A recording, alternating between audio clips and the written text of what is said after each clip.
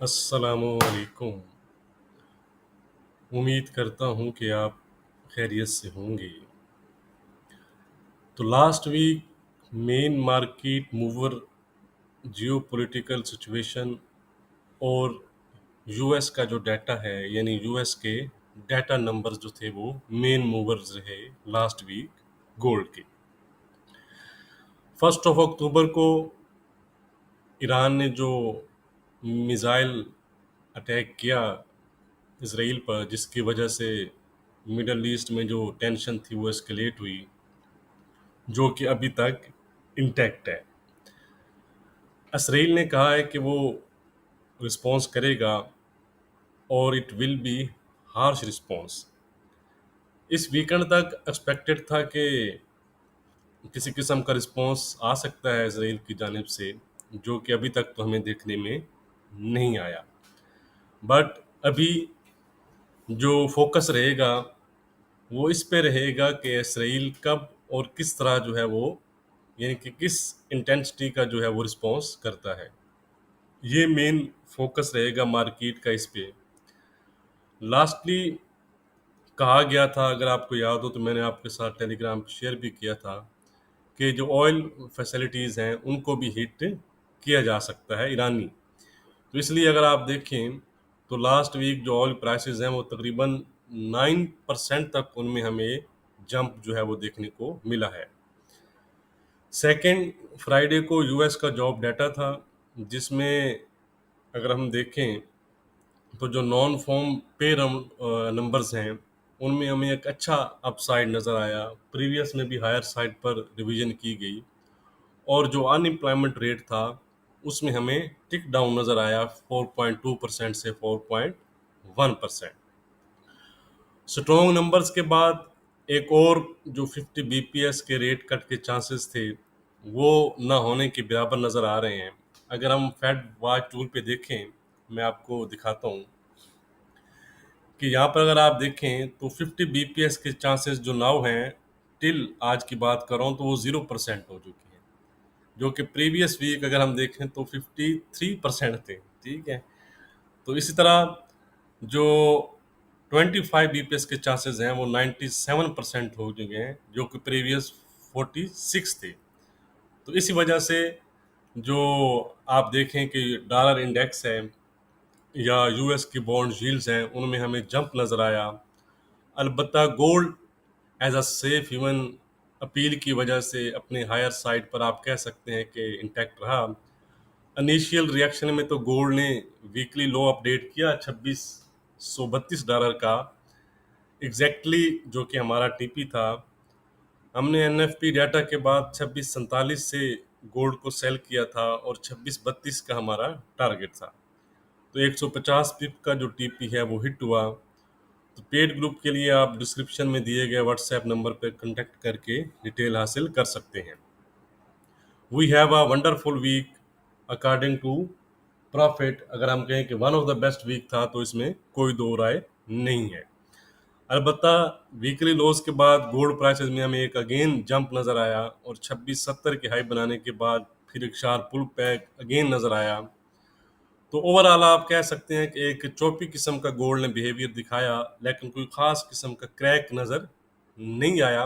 अलबत्ता weekly basis पर आप कह सकते हैं कि अनचेंज टू माइल्डली जो है वो रेड में ही क्लोज हुआ है। क्योंकि आपको पता है कि गोल्ड को जियोपॉलिटिकल सिचुएशन का जो सपोर्ट है वो इंटैक्ट है, और वीकेंड पे चांसेस भी थे, तो इस वजह से भी वो इन्वेस्टर है थोड़ा सा साइड लाइन ही रहे। अब जो मेन फोकस है वो रहेगा कि इजराइल का जो इशू है वो किस तरह रिस्पॉन्ड करता है, इस पे आपने मेन फोकस रखना है। इसी वजह से लास्ट वीक भी, यानी जो वीक ख़त्म हुआ है, गोल्ड काफ़ी डिफ़िकल्ट टू प्रिडिक्ट रहा, और नेक्स्ट भी हमें कुछ ऐसा नज़र जो है वो आ सकता है। ड्यू टू मल्टीपल फैक्टर्स, जैसा कि हमने डिस्कस किया, Israel Iran issue, Ukraine Russia war चल रही है, यूएस डाटा जो है वो अनप्रडिक्टेबल है, ऑयल प्राइसेस जो हैं वो हायर हैं, और यूएस का इलेक्शन भी नियर है नेक्स्ट, यानी कि मंथ हमें यूएस इलेक्शन के भी करीब जा रहे हैं। तो लॉट ऑफ जो है वो अनसर्टेनिटी जो है वो मार्केट पर इम्पैक्ट कर रही है। Next week main focus Thursday को सीपीआई और फ्राइडे को पीपीआई नंबर्स पर रहेगा। इन्फ्लेशन, अब देखना ये होगा कि इन्फ्लेशन अपना डाउन ट्रेंड जो है वो कंटिन्यू रखती है या कोई सरप्राइज हमें देखने को मिल सकता है। ये हम डिस्कस करेंगे इंट्राडे वीडियो में कि किस तरह के नंबर आ सकते हैं। डाटा और न्यूज़ के अपडेट्स के लिए आप मुझको टेलीग्राम और फेसबुक पर फॉलो कर सकते हैं, लिंक इन वीडियो डिस्क्रिप्शन। तो चलते हैं चार्ट की जानिब। की लेवल्स, ट्रेंड और मेरा पर्सनल व्यू क्या है वो देख लेते हैं।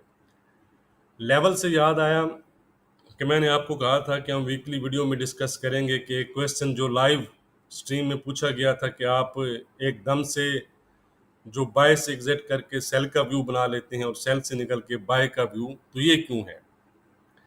अच्छा, इसका बड़ा सिंपल सा जवाब है। अगर आप देखें कि जब भी आप अपनी स्क्रीन ओपन करते हैं, फ्रेश डे स्टार्ट होता है, तो आप चार्ट को जो देखते हैं तो अपना एनालिसिस करते हैं, तो आप अपना एक बायस बनाते हैं कि ये चार्ट को देखकर आप अपना बायस बनाते हैं कि फलां लेवल पर आएगी तो मैं अपनी जो मार्केट है उसको बाय करूंगा या सेल करूंगा।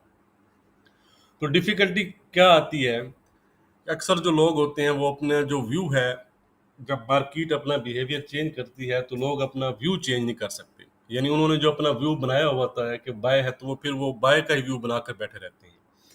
ऐसा नहीं होता। जैसे ही मार्केट अपना जो बिहेवियर चेंज करे, यानी अगर वो बाय से सेल दिखा रही है तो आपने बाय से सेल में ही जाना है, आपने बाय में नहीं बैठे रहना। इसी तरह अगर वो सेल से बाय में चली जाती है तो आपने भी सेल से बाय में चला जाना है, आपने सेल में नहीं बैठे रहना। तो यही एक वो चीज़ है, जितनी जल्दी आप मार्केट के साथ वो कहते हैं कि पलटी खाएंगे, उसके साथ ही रिवर्स होंगे, उतने ही आपके जो प्रॉफिट की रेशियो है, एक्यूरेसी की रेशियो है, वो इंक्रीज रहेगी। और जितना ही वो आप अपने व्यू के साथ इंटैक्ट रहेंगे, मार्केट को नहीं देखेंगे, चार्ट को नहीं देखेंगे, तो 90% चांसेस है कि आप लॉस में ही रहेंगे।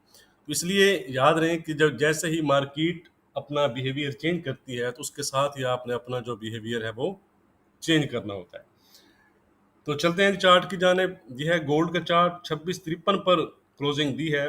लास्ट 3 वीक स्ट्रेट ग्रीन में क्लोज देने के बाद ये फर्स्ट वीक था जिसमें गोल्ड आप कह सकते हैं कि अनचेंज या माइनर लॉस के साथ क्लोज हुआ है।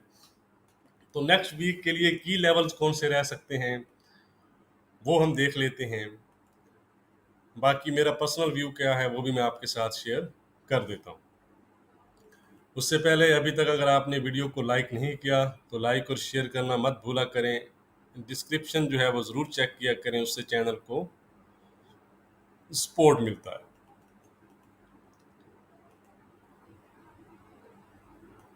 ये हैं जी दो जो लेवल मैंने ड्रॉ किए हैं, ये एज आ सपोर्ट आप कह सकते हैं कि काम करेंगे। फर्स्ट एरिया जो है सपोर्ट का वो 2635 से 38 का जोन है, ये मैंने साथ मेंशन भी कर दिया है। इसको अगर ब्रेक करता है तो फिर नेक्स्ट जो आपके पास सपोर्ट जोन रहेगा वो रहेगा 2620 से 23 का एरिया। ये दो एरिया एज आ सपोर्ट एरियाज काम करेंगे।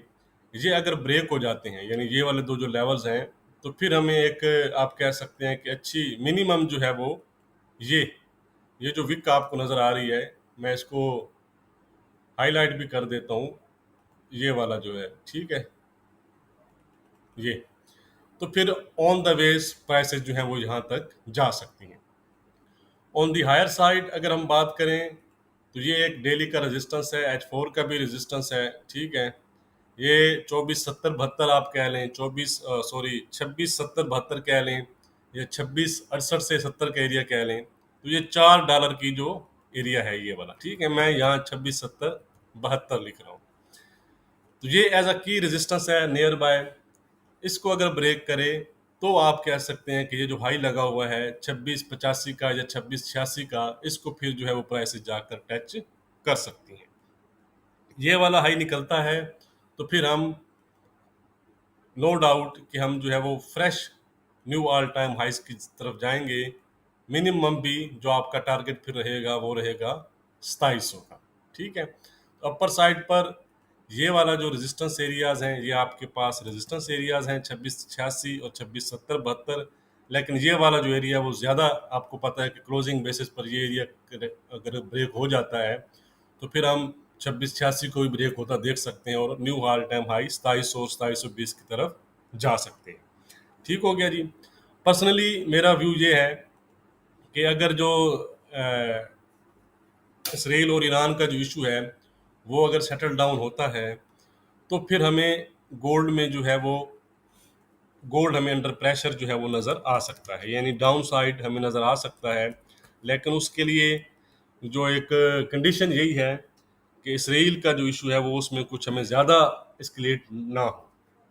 तो नेक्स्ट वीक का रेजिस्टेंस है हमारा 2700 का, सपोर्ट है हमारा ये वाला लेवल जो डेली का अगर आप कहें,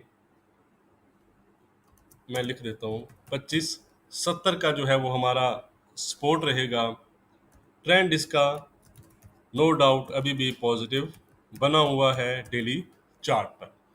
वीडियो को लाइक और शेयर करना मत भूलिएगा। बहुत शुक्रिया। अब कल लाइव स्ट्रीम में मंडे को मिलेंगे। Thank you.